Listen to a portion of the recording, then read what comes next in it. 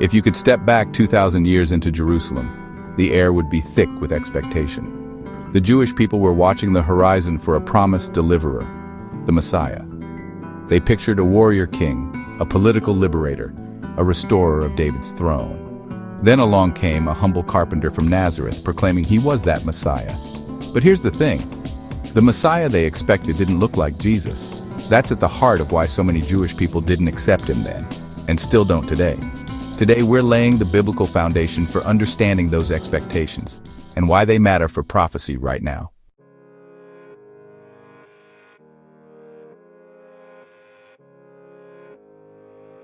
The Hebrew word Mashiach means anointed one. In the Tanakh, what Christians call the Old Testament, this anointing was given to prophets, priests, and kings. But the Messiah was to be the ultimate anointed one, chosen by God to bring redemption, justice, and peace to the whole world.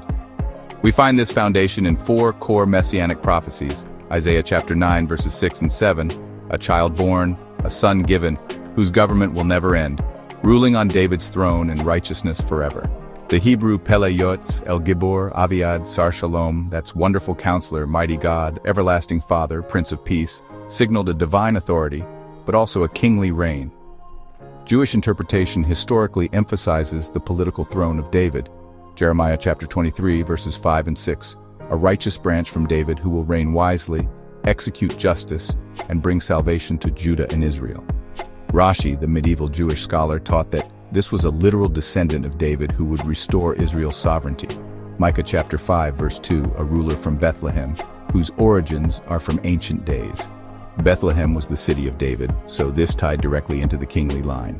Ancient days, or Mikadam, was interpreted as long-standing royal heritage, not necessarily eternity. Zechariah chapter 9 verse 9. The king comes righteous and victorious, yet humble, riding on a donkey. This humility was sometimes interpreted symbolically in rabbinic thought, but the expectation of victory still leaned political. Notice, every one of these verses is still embraced by Jewish people today. But the way they connect the dots is not the same way Christians do. That difference is the key to understanding both first-century rejection and modern prophecy conversations.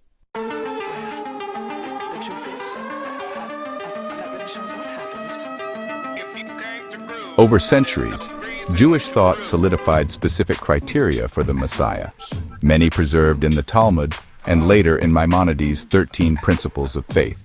Rebuild the temple, physical restoration of the Jerusalem temple. Gather the exiles. Bring Jewish people from around the world back to Israel. Establish worldwide peace, no more war. Harmony among nations. Universal knowledge of God, the whole earth recognizing and worshiping the God of Israel. If someone claimed to be the Messiah but didn't fulfill these tasks, they were, in Jewish thinking, a false Messiah. That's why Jesus' first coming caused such tension. He fulfilled many prophecies spiritually, but left these physical tasks for his second coming. If you lived in the 1st century under Roman rule, which would feel more urgent to you, spiritual salvation or political freedom? Tell me in the comments. I want to hear your honest take.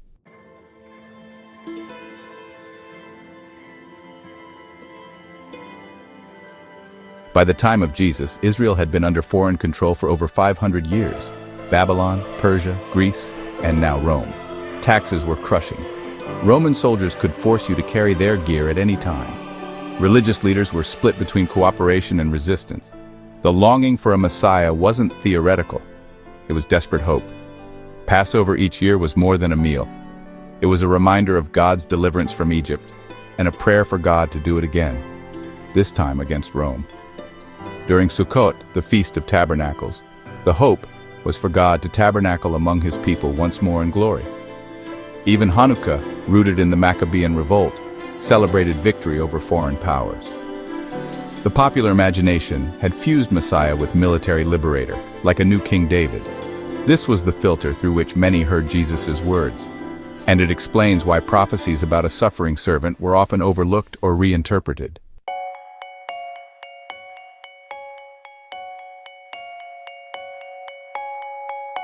Here's the heart of the matter.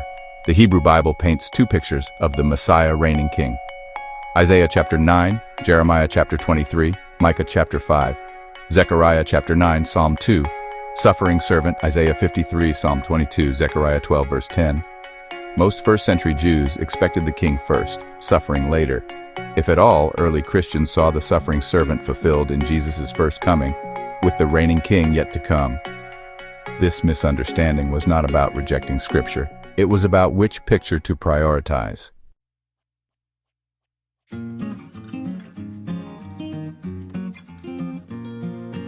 Romans chapter 11 tells us, a partial hardening has come upon Israel until the fullness of the Gentiles comes in. That means, prophetically, there's a set time when Jewish eyes will be opened.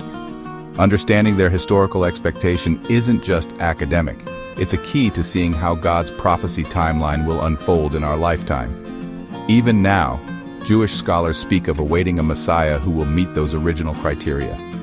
That's why conversations about Jesus must be grounded in both love and knowledge and Bible-studied understanding, the very thing that Bible Teaching Hub offers.